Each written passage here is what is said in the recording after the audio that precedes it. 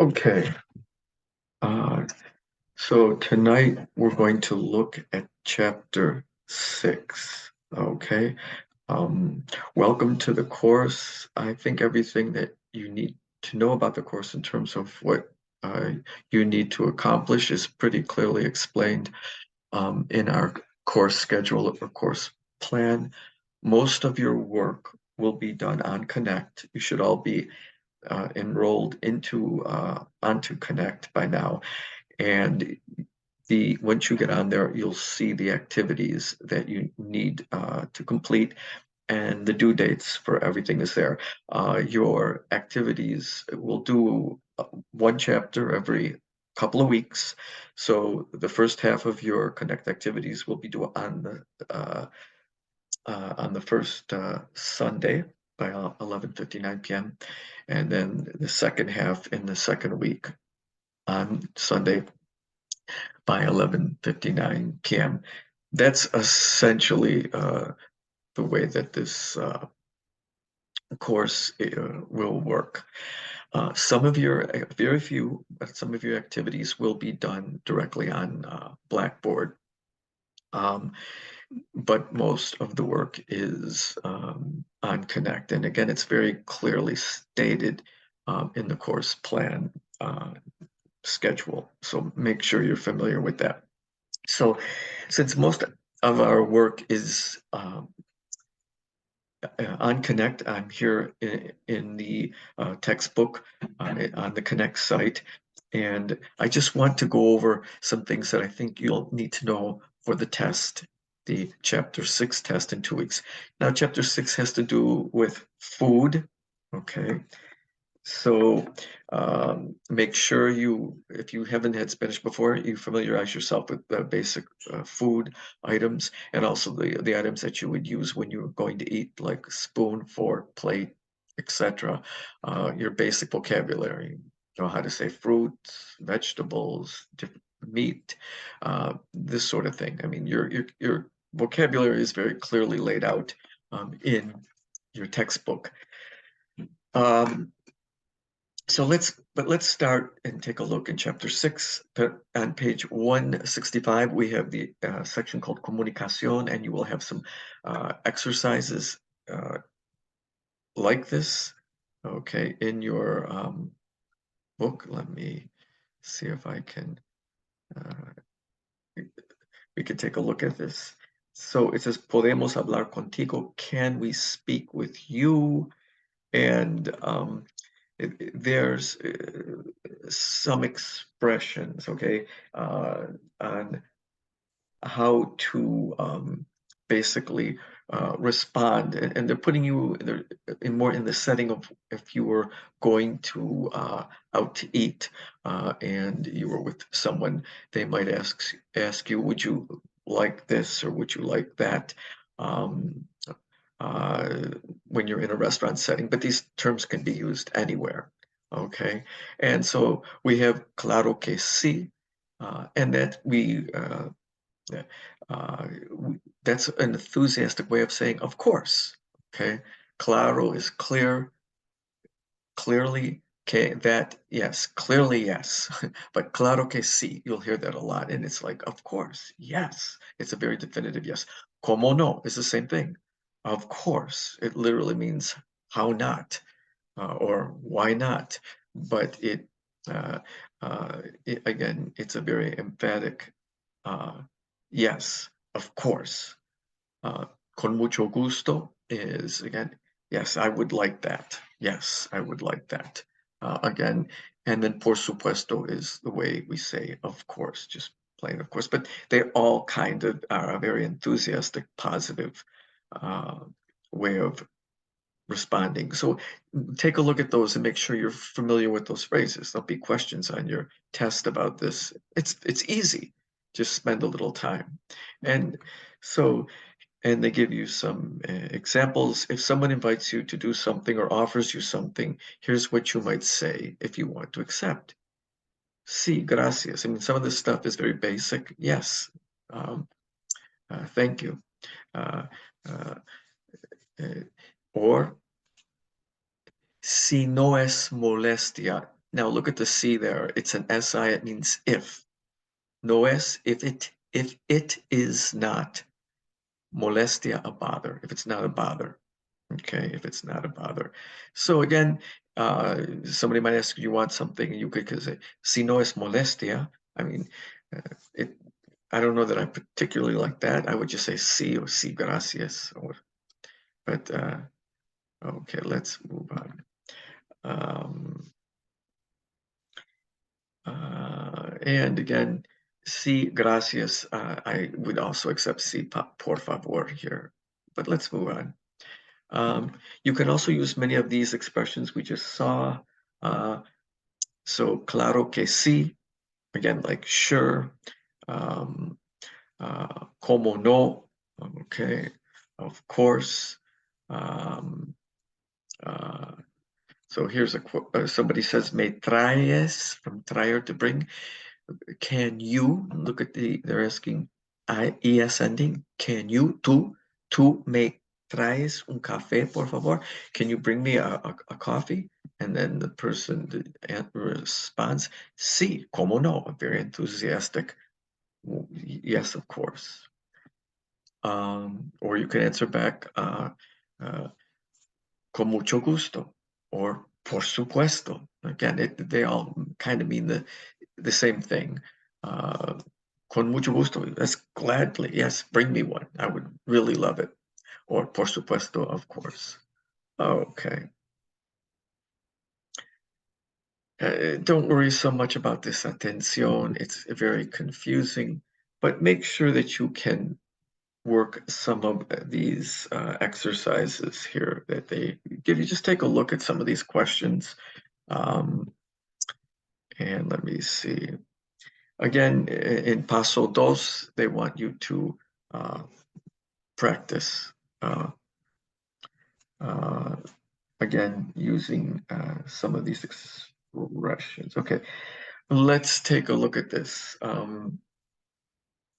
Remember the verb querer. We learned that it's a stem changing verb. The E of the stem goes to IE, right? For all forms except nosotros. We don't use vosotros. It doesn't change there either, but so it'll be querer goes to quier. And so the endings are the regular present tense endings.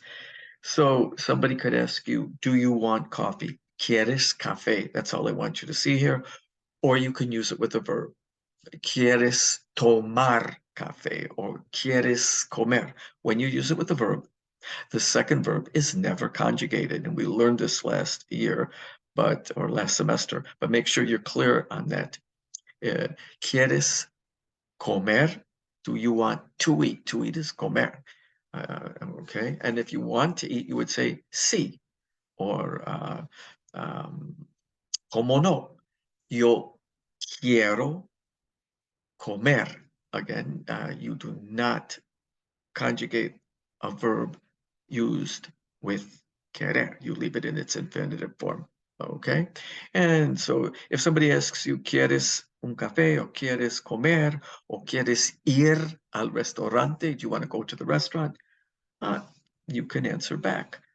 Por supuesto, or con mucho gusto, or como no. All right. Take a look at some of these expressions using querer. And again, this is review some of it, so take a look at it. Tienes ganas de.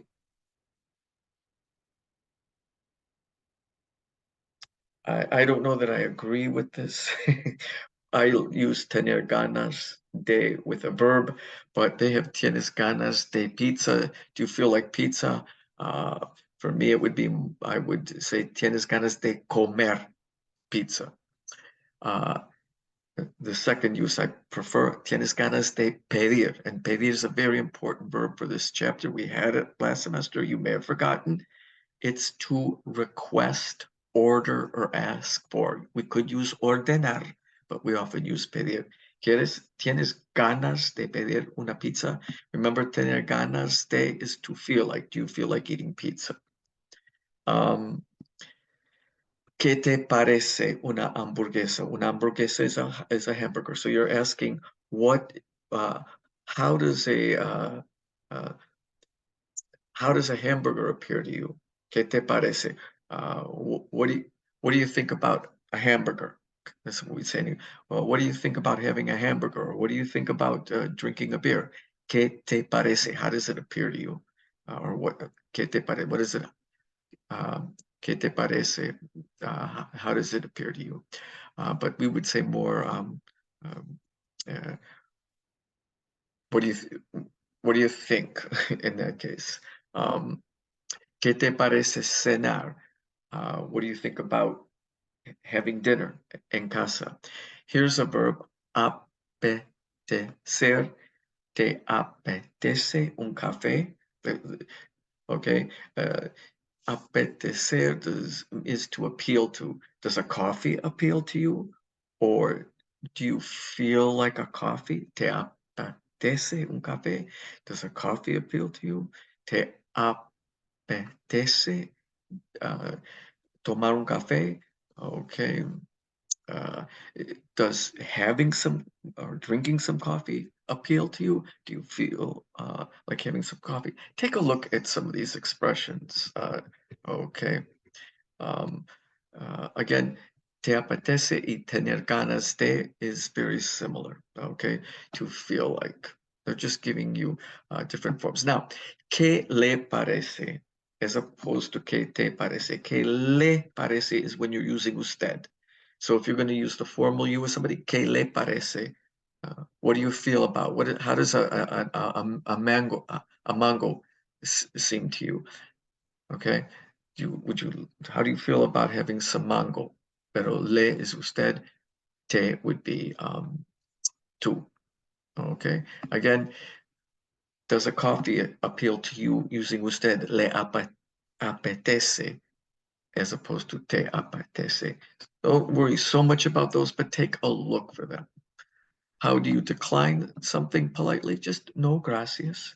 We learned earlier a lot of phrases for saying, of course, or como no, por supuesto, okay, con mucho gusto.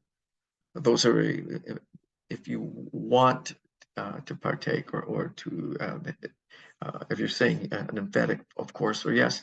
But if you're not, you can just politely decline by no gracias. Okay, no puedo, remember the verb poder, it's a stem changer. No puedo means I can't. And debo is I have to. If you remember the verb deber, just a little quick review. Do debo or should. Okay. All right.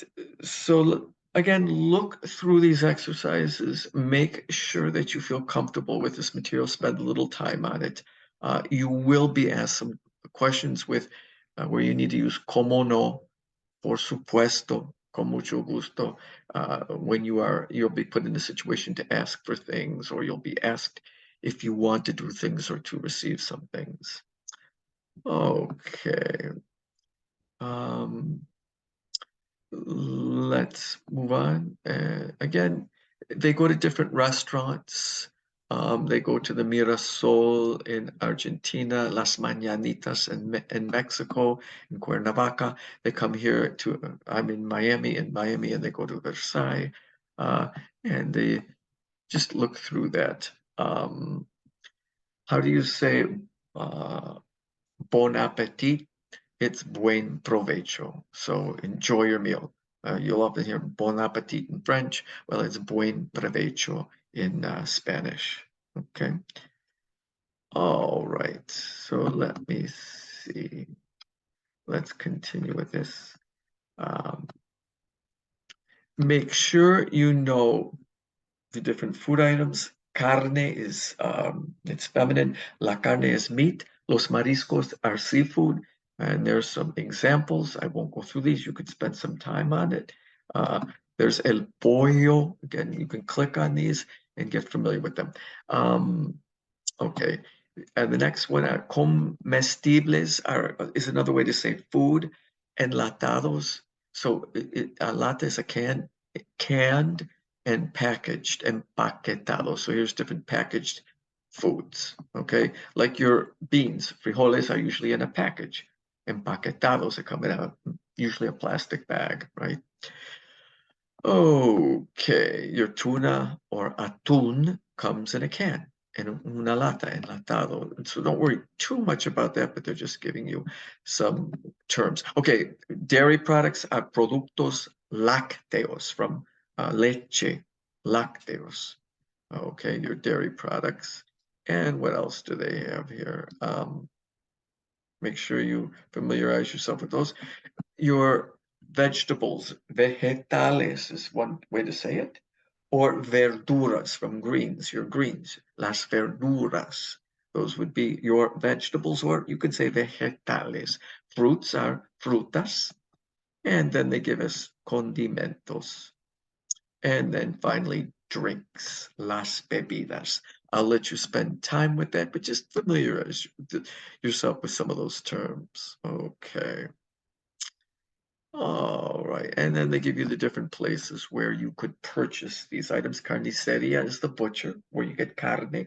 Fruteria is the fruit store, where you get fruta. Panaderia is where you would get your, is the bakery, where you get bread and your baked goods, pasteles. And the pescaderia is where they would sell seafood. And verduleria, where you would get vegetables. That last term, I don't really use it, but it's legit. Here are some more foods. You can look through them and familiarize yourself with them. All right. Real quickly, some verbs and the different meals we have during the day. We have el desayuno is breakfast, and it's they call it the breakfast, el desayuno. And the verb is desayunar, to have breakfast. Lunch is el almuerzo, and the verb to eat lunch is almorzar. Remember, it's a stem changer. Almuerzo, I have lunch. La comida is food, and the verb is comer. The merienda is a snack, and merendar is to have a snack. And la cena is the evening meal or meal, and a verb to uh, to have dinner is cenar. So la cena is dinner, and cenar is to dine or to have dinner. Okay, let's move on. There, just make sure you familiarize yourself with these terms. Okay. Uh, okay. Here are some questions on different foods people eat. Again, look through this, make sure you feel comfortable with the material. This is what I was talking about earlier. Not only do you need to know different foods, but you should know the actual implements, right? That when you're setting a table, what do you use to consume food? So you have la taza, okay, which would be your mug, okay, or your cup for drinking a hot drink, la taza. Glass or cup, so, is vaso. Okay, so you want a cup or a glass of water, it's a vaso. But if you want a cup of tea, it's a taza. Okay, you see the difference, or una taza de café. Okay, uh, okay, el bowl. I am not so familiar with that term, but if your book says it is, I'm not going to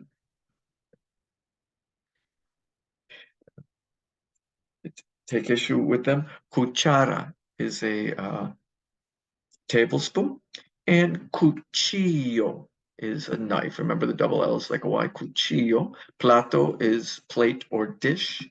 Tenedor is your fork. Servilleta is your napkin. Very important vocab to know. Please look through it and make sure you feel comfortable with it. Okay. And then let's see. What do they talk about here? Uh, Here they show a menu or carta. Your book makes a distinction between el menú and la carta. El menú is very specific. to a special meal being prepared at the restaurant that day, including various courses. La carta is the daily, the never-changing menu. Okay, that's printed and you're given a copy of it, and it's the same every day. Whereas el menú, according to it, would be a specialized meal and the components of that meal. Take a look in your book for that. Again, I think that's a lot of hair splitting. Personally, when I eat out at a restaurant, I call what the book calls, the daily menu that never changes. That's called el menú in most restaurants I go to. But if you're at a high-level restaurant, the el menú would be a very specialized menu for that day with a very special meal according to your book. And la carta would be the daily menu. Strange point, but I do want to point that out because you may be quizzed on that. Okay, let's move on. The vocabulario a little bit here. Okay, let's see. Again, I don't see anything specific here, but okay, let's take a look. Okay. All right, let me see something here. Okay. All right, so let's take a look here on page. Give me a second, so we make sure we're all on the same page here. Okay, so we're in estructura. This is very important now in 176. So we've looked at vocabulary. Again, get comfortable with it.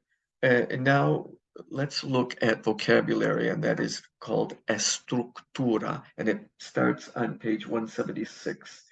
Okay, now they start off here what they call reciclaje, recycling, and they're just showing you how to form the present tense. You should all know how to form the present tense of AR, ER, and IR verbs. Now we're going to learn a new tense. It's called el pretérito. It's the simple past. I call it the simple past.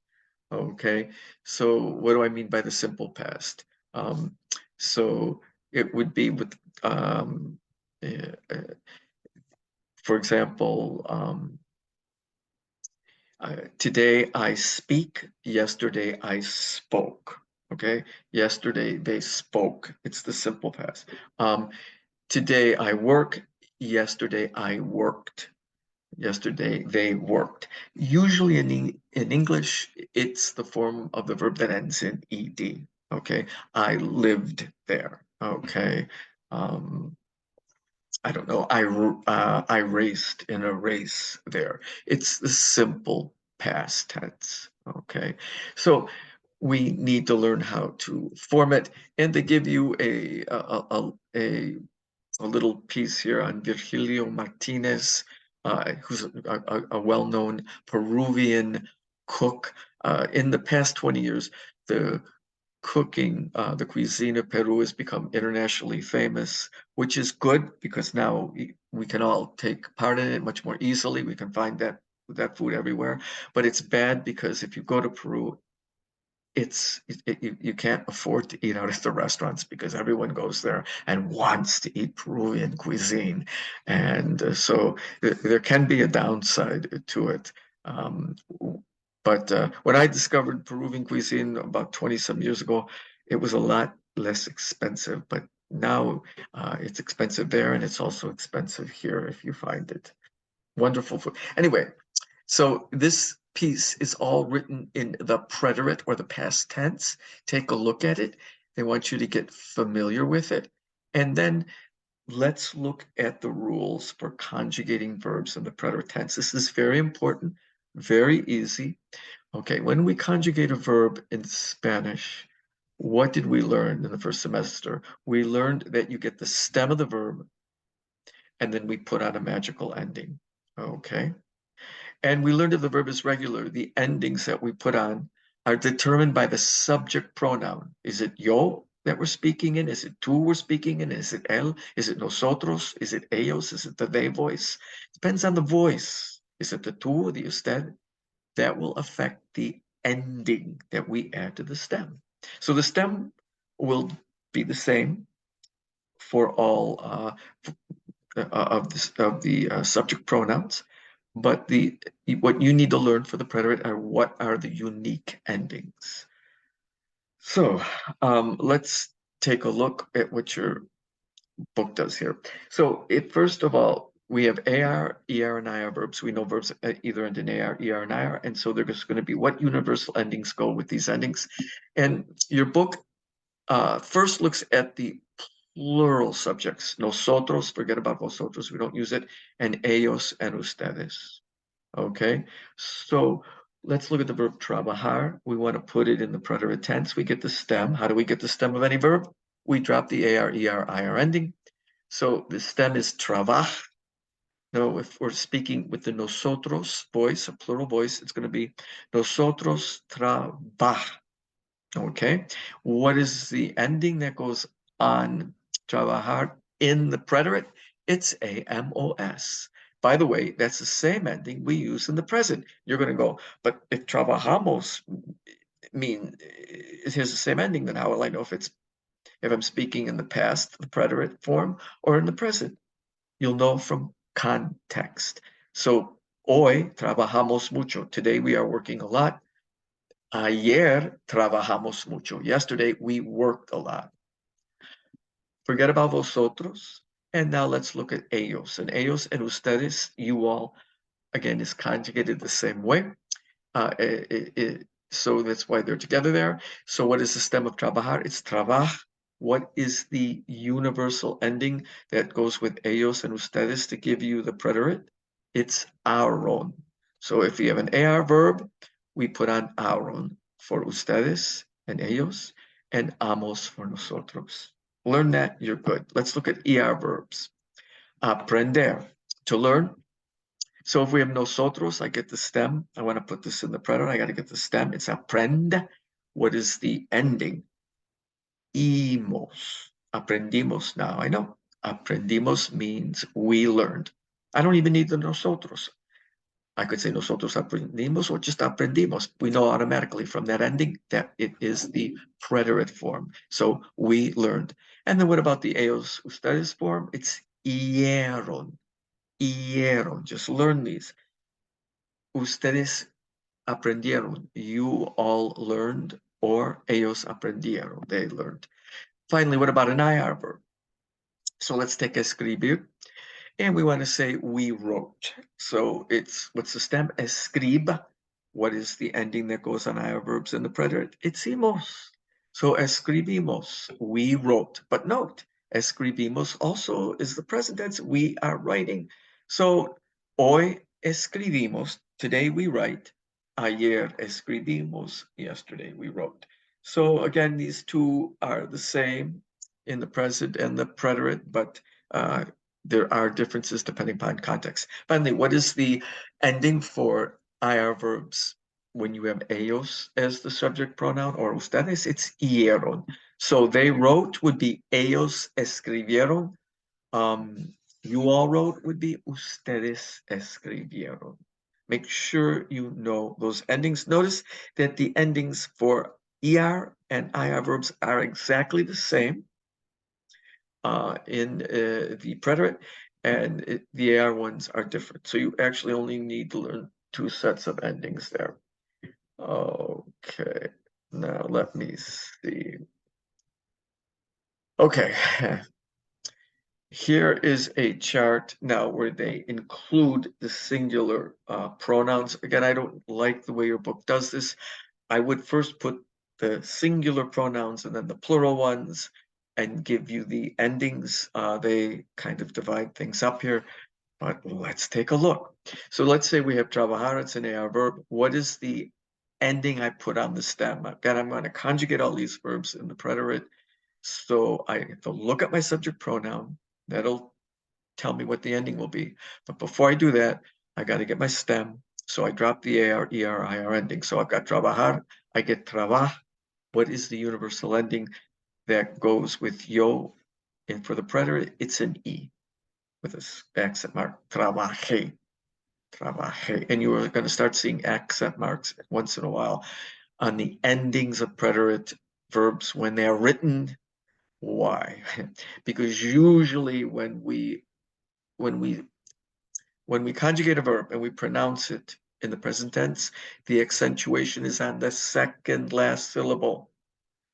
But for the preterite, okay, for the yo and the ellos, okay, forms, the accentuation will be on the last syllable. It's breaking the default rule, so they write in an accent mark. That's all I'm going to say about that now, but that's why it's written in. When you're speaking, you would know this.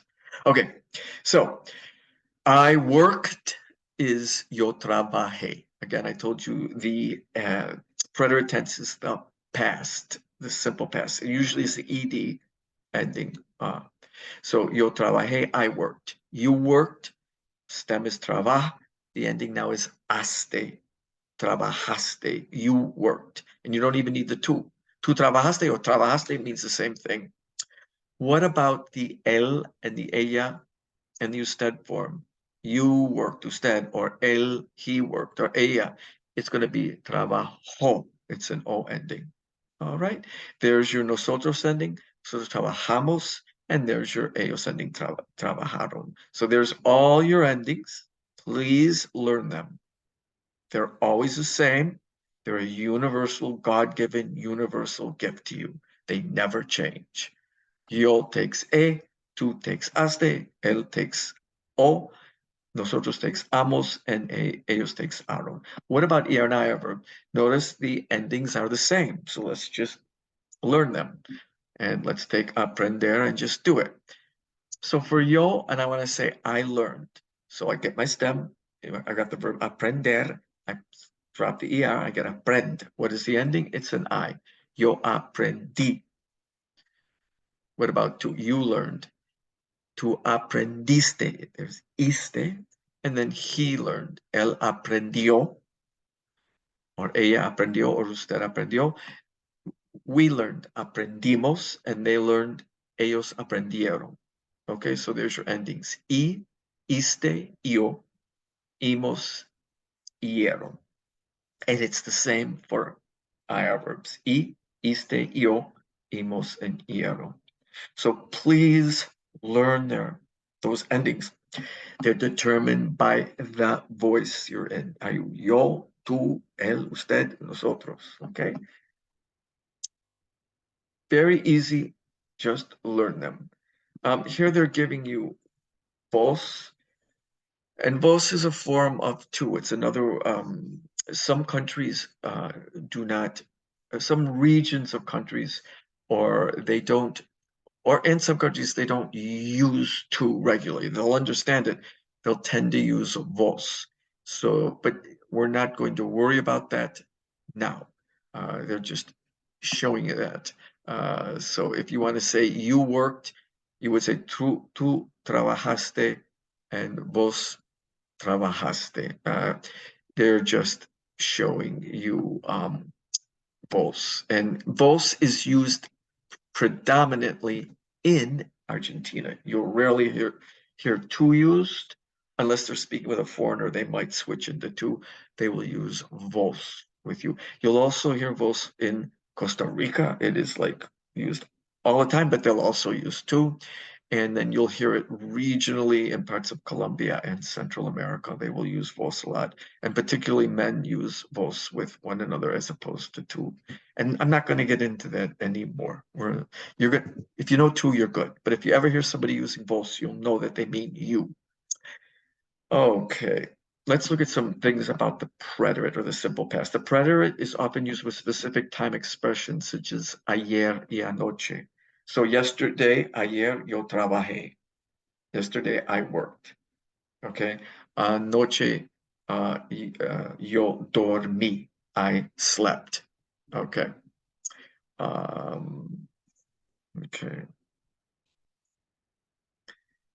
And they're teaching you ago. I worked in a restaurant, and then you would just put the verb in the preterite. Trabajé, yo trabajé en un en el restaurante. I worked in the restaurant hace 5 years ago. All right, here's a little bit of orthographics when you're writing, and I'll just point this out quickly. If you're going to go on in Spanish, you should absorb this.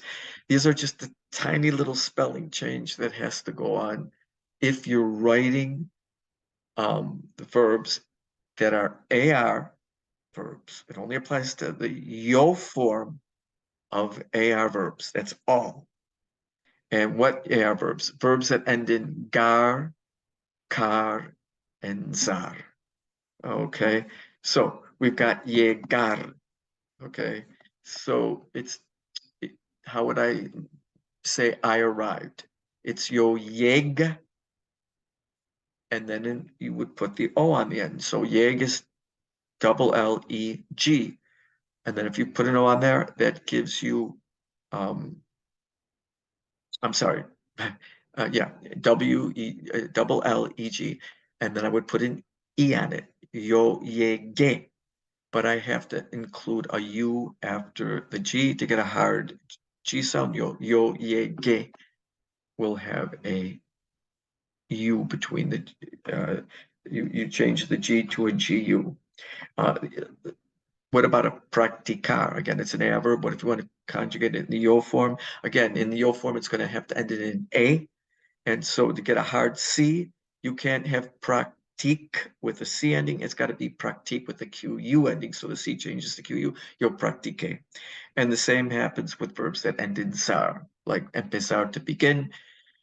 So yo empecé is not yo empe with a Z, it's empecé with a C. So the C changes to C. You can look at that. Those are rules there. And that's for when you write it. When you speak it, you would never know. Okay. So they take a look at some of these questions here, just working a little bit with the preterite of regular verbs. Okay. Just go through some of this and okay. So that's the preterite of regular verbs. And then now, okay. Now let's look at and give me a second, irregular verbs. Okay. So we want to look at the preterite of irregular verbs. And yes, so let's take a look here. Okay. And make sure. Okay. The pre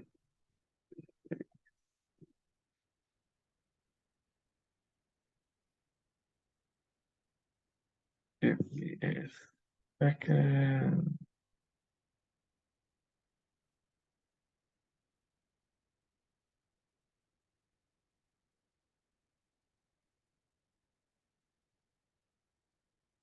Okay, well, give me a second here. Okay. All right. All right. And I am, okay, so take a look. Here are the irregular verbs, and I'm sorry your book is a little disjointed here. Let's jump now to page 180. So please know how to conjugate regular AR, ER, and IR verbs in the preterite. Stem and ending. Learn those specific endings, okay? Now what you need to learn here are the irregular preterites. And I'm sorry, there are quite a few of them. And the same thing happens in English. So I worked, I talked, I walked.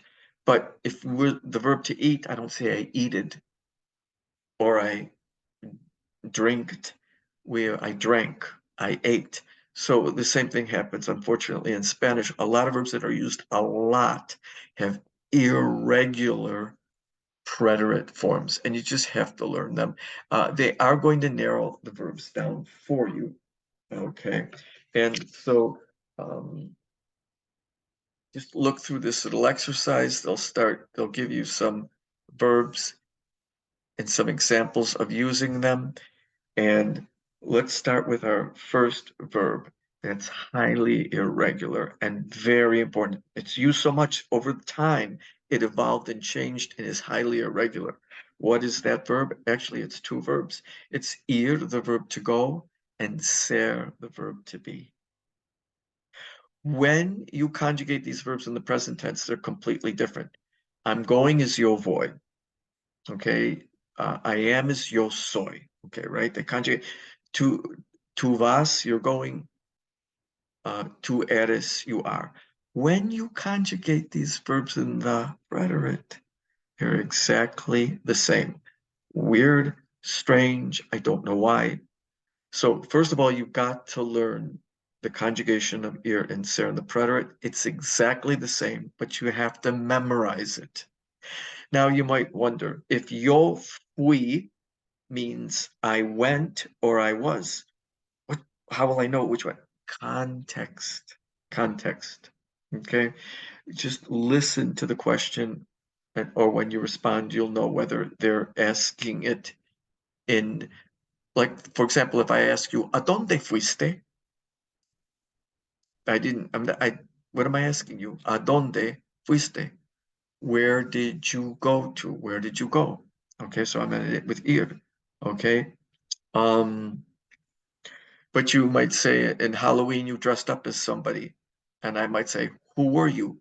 ¿Quién fuiste? So you get fuiste in both, but you can tell from the context. ¿Quién fuiste? Who were you? ¿A dónde fuiste? Where did you go? Okay. I won't go too much into that, but just make sure that if you're going to use ir or ser, you can conjugate it in the preterite. Yo fui, tú fuiste, él, ella fue, nosotros fuimos, ellos fueron, ustedes fueron, you all went. And they'll give you some examples so that you'll know whether it's ser or ir. Take a look. Take a look. You can tell very much from the context. Okay, now, all right. So now your book doesn't do the best example. It doesn't spend a lot of time on this, but they give you some of the major verbs that are irregular in the preterite tense. So make sure that you know these conjugations. They're highly irregular. They're very different than the regular preterites. These are highly irregular preterites. There's more than are listed here. Your book gives you just a short, well, I'm sorry, this is just part of the list. So let's take a look. There's more on the next page. So here's decir, to say or speak, estar, to be, hacer, to do or make, very important verb, poner, to put or place, also a very important verb.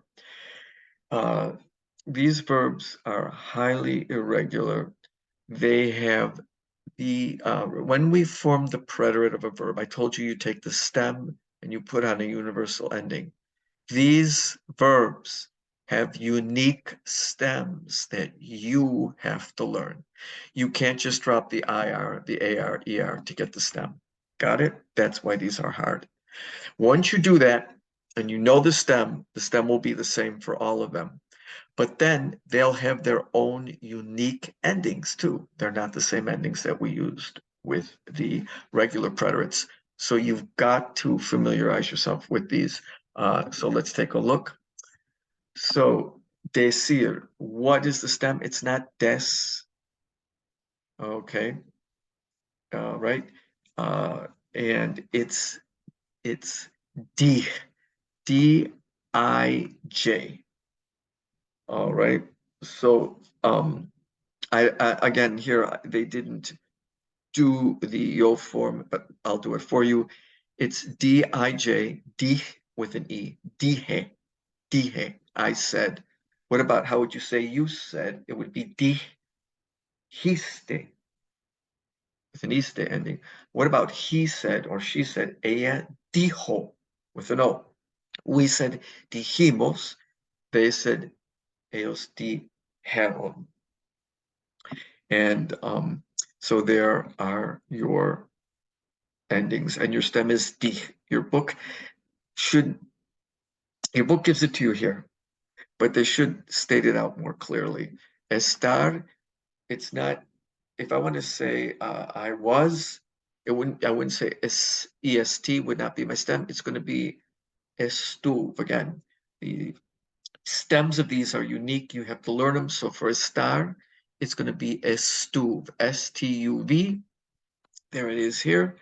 And so estuve, I was, yo estuve. You were, tú estuviste. He was, él estuvo. We were, estuvimos, and they were, estuvieron. What about hacer? Very important verb. The stem is not as, it's is with a C. Yo hice, I made. Tú hiciste, you made. He made or she made is él hizo. Notice the C changes to a Z. Why? If I put a C there, it would be hico, and that don't work. We have to make it a Z. Nosotros hicimos, we made, and ellos hicieron. Finally, poner, the stem is pus. Yo puse, I put, tú pusiste, you put, él puso, he put, nosotros pusimos, ellos pusieron. Please learn these verbs. Okay. All right. And take a look at these. Again, these stems you have to learn, and the endings are unique to these. Okay. When the stem ends in a J, and that happens with here, with decir, where the stem ends in a J, and you want to use the eos form. Notice the ending is E-R-O-N. They said is ellos dijeron. But what about if you use the eos form with any other of these stem changing verbs? It's ieron. So they were as ellos estuvieron. I-E-R-O-N. A slight spelling and pronunciation change, but please take a look at that. And then let's go and look at a bigger compendium of these verbs. And this will round out the irregularly stemmed verbs. If their stems are irregular in the preterite, please learn those stems and learn the special endings that go with these verbs. So let's take a look. Decir, the stem is di. So what did your friend say? Que dijo. O would be the ending. Estar, the stem is estuve. We want to say Emma was not at dinner. Emma no estuvo en la cena. Hacer, to do or make. We want to say they made the paella. Okay, they made a very delicious paella. Hicieron. Okay, the ending is hieron for ellos. What about poder? And I'm sorry, the stem is is. What about poder? The stem is not pod, it's pud. Okay, pude. I was able to. Poder is to be able to or could. I could arrive to class on time, or I was able. Yo pude. Poner is to put or place. Where did you put the pears? The stem is pus. Donde pusiste? Where did you? The two form. What about tener? Very important verb. You had or had. Tuv, not ten. Ayer tuvimos. Yesterday we had a very nice day. And finally, trajeron. Traer is like decir. It is a J in the stem. So it's going to be tra. They brought is trajeron. Notice when you have a J in your stem, the eos ending is not I-E-R-O-N as it usually is for stem irregular stem changers. It's E-R-O-N, trajeron. Okay. And I think that does it uh, for our irregular verbs. And let me just add on, they do give us some more irregular verbs. Okay, verbs that are irregular in the preterite. All right, so make sure that you take a look at these. Okay, and then so let me see.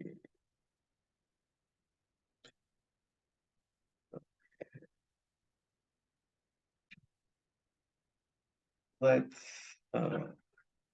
now go on. Okay. Okay. Let's look now at page 184 and we'll be finished with estructura. Okay, so we're going to finish up with estructura on page 184. And now we're going to learn direct objects and direct object pronouns. Okay, so what we're going to do is we're going to identify the direct object in a sentence, and normally they'll do that for us, and we're going to get rid of the direct object, and we're going to put a word in place of that direct object, which is called the direct object pronoun. Okay, so let's take a look and see how we do this. Okay, all right. And let me show you. So you might want to first participate in the activities they give you and just read through them. They show you how to form pronombres, pronouns. All right. These are direct object pronouns. Okay. So the direct object pronouns in English correspond to the subject pronouns. So let's take a look and we'll go on to the next page. Please read through that. And on page 185, they give us this chart.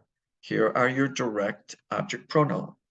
Pronombres de objeto directo. Okay, so the subject pronoun would be yo, I. What is the direct object pronoun in English? It's me. How do you say that in Spanish? It's me. Okay. What about tú? So tú would be the subject pronoun. What is the direct object pronoun? It's you. How would we say it in Spanish? Te. So your first direct object pronoun is me, means me. For you, the familiar you, it's te.